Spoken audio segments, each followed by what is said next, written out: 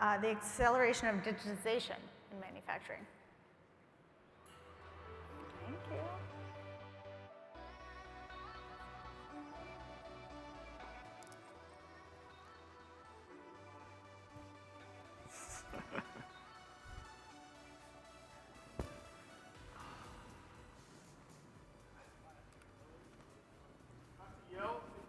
Microphone on me right now. Here we are. Hi, my name is Duann. I've been helping out organizing this event today. Hope you've all enjoyed it and stayed warm enough to concentrate for a while. With me on stage today, I have Josef Waltl from Software Defined Automation, along with Chris Dennig, who is the Global Director of Innovation and Strategy at Stanley Black & Decker, and Tomas Kellner, who is the Chief Storyteller at GE. So what does this Chief Storyteller do?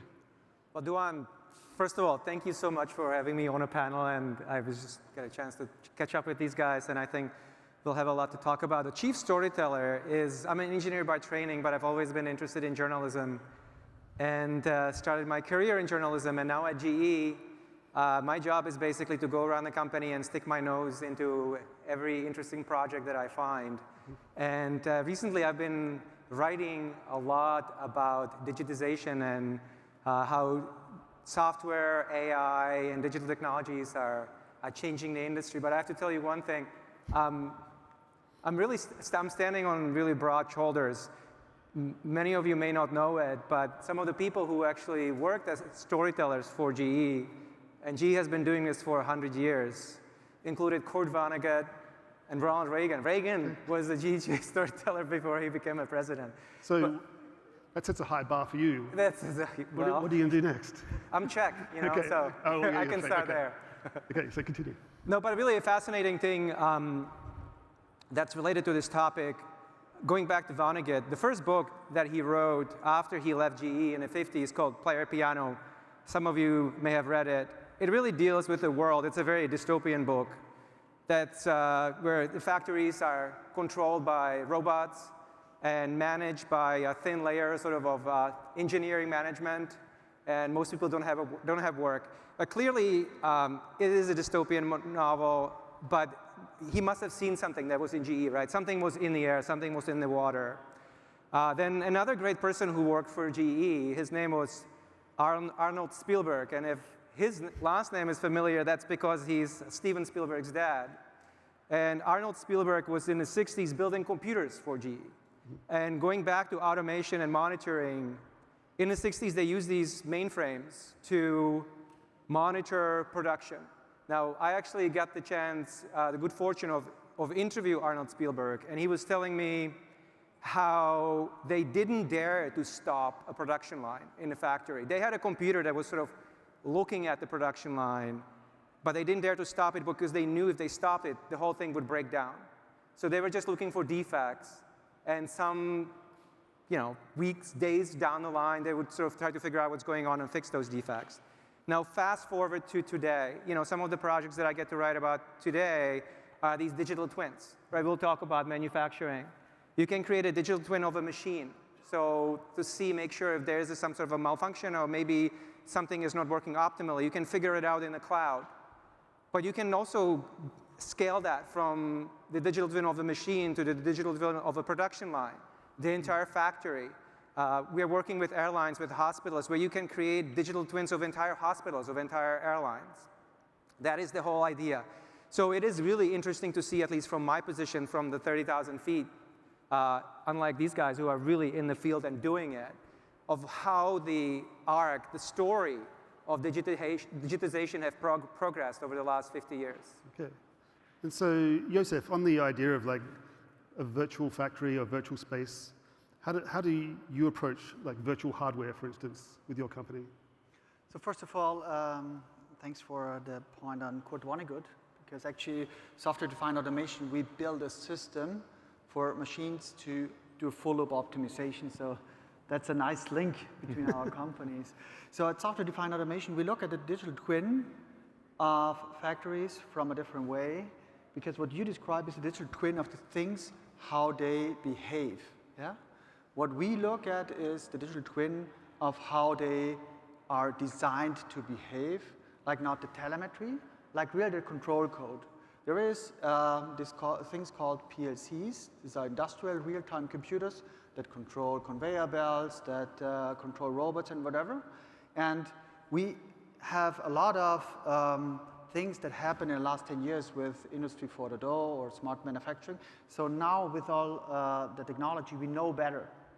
But as soon as we want to change something in a factory, kind of a very manual process kicks in. So a control engineer gets a call, we need to change the behavior of a control XYZ. He walks there, very often with a computer, plugs in, opens a cabinet, and then reprograms it, and then the whole thing starts over. So what we add to that digital twin is we add a system that kind of also can virtualize the whole factory so that it behaves like a software system, where a real-time industrial controller is just a compute instance as we know it from the cloud system. Ultimately, this is a very human touch, we give industrial control engineers the tools, the data scientists that cloud developers have.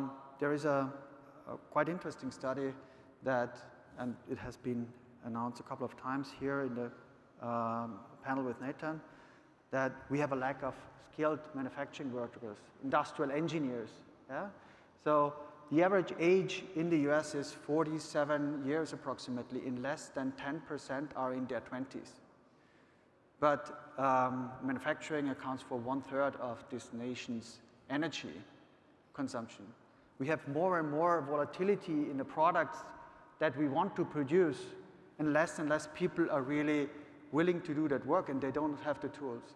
So this is what we add to that, and as to your point on virtualization, we also have another problem, and the problem is that currently these industrial controls are hardware-software packages by, I would say, an oligopoly of manufacturers that produce those computers. But every proprietary system now has huge problems in availability. So what we also provide is we help to kind of disentangle hardware from software and have real-time control on standard IT hardware to get away from hundreds of days of lead time to build new factories and equip them with controllers to just minutes in clicking and have a new control loop that can then continuously react to different demand or to new insights we have from a digital twin. So this is what we provide.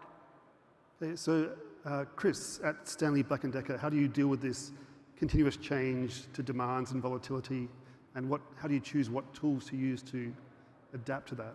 Yeah, this is a great topic for Stanley, and you know, in terms of change. We often discuss this concept, VUCA, right?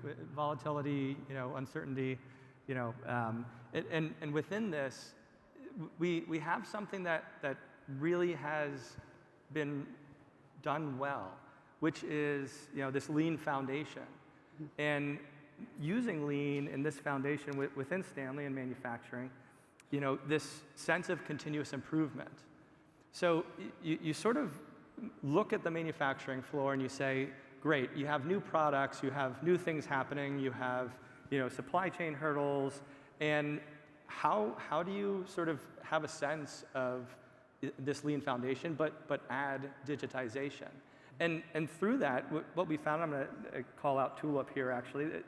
Tulip has really been one of the most transformational, you know, systems within Stanley for a number of reasons. And really to point this out is it puts the power of, you know, this understanding of what to do, what changes, what adaptations, what's happening on the manufacturing floor in the hands of the folks that know exactly what to do with it. Mm-hmm. And that's really, really quite powerful. So the other sense here is, and I like to use this example often, is the change of personas that get to action these types of digital programs and systems, right? It isn't really sort of this top-down IT, you know, controlled sort of monolithic, you know, sense here. It really is bottom-up. Mm-hmm. And One of the great use cases here for Stanley is actually from an individual in finance. This really smart, hardworking, finance leader that we had said, you know what, I'm going around the factory, and for any of you in manufacturing, physical inventory is quite a fun task.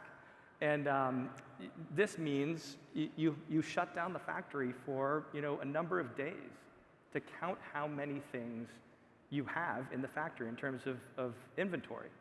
And this individual said, you know what, I'm going to use this digital application. I'm going to create my own.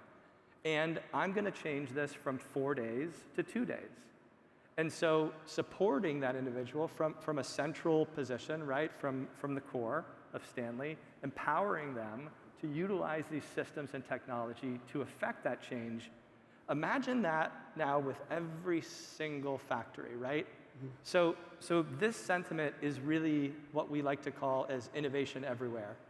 So tools, services, platforms, technology that empowers our workers, right, to continuously improve.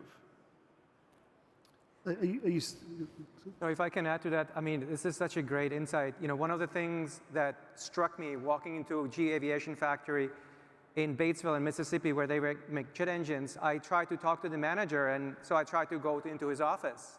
And his desk was actually on the floor, right next to where they were making the jet engines.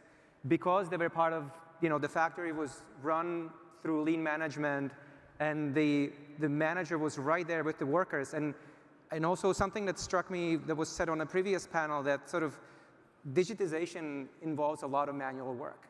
So we talk a lot about this, the digital factory and the digital twins and sort of this ideal scenarios of how everything is digitized and everything is optimized. But putting the sensors in place, really figuring out the processes, takes a lot of manual work. And it really starts on the factory floor, and it starts with the workers. It doesn't necessarily even start with the management. It's really, the workers know what needs to be done. They have it figured out, and they just sort of help you to pull it through and make it happen. Yeah. Are you seeing similar trends in Europe as well, with like tech ops driving the adoption of digital tools? Absolutely. So our customer group is control engineers and the managers of control engineers. And we are also a cloud-based software, and I often get the question, hey, do you see an issue in moving controls code, at least the image of it, into the cloud? And actually, we don't see that problem. Why? Because the automation engineers are overworked. The source code is stored on USB pens that their colleague took home or went on vacation with. They cannot find any of their tools and what have you. So we make their lives just simpler. And I was with a chemical company in Germany a couple of weeks ago, and actually the automation engineers showed their management what great stuff they can do with our software. So as soon as you provide that, I would say, bottom level value, which is the other way around at what Industry 4.0 did in the beginning, like build the Death Star and then make everyone happy. We see movement, and we kind of directly also get feedback from the users every day. This is what's really super helpful, and I think we see exactly what you see with just a very specific audience, which is the automation engineer. Yeah, this is awesome. It really is great. I can count exactly 0 times I have ever told an operation or told a plant or told an individual, hey, you have to go use this thing, and this is going to make your life better. And the response inevitably back is, well, thank you so much for telling me exactly how I can make my life better and how I can make my job better. I appreciate you letting me know that.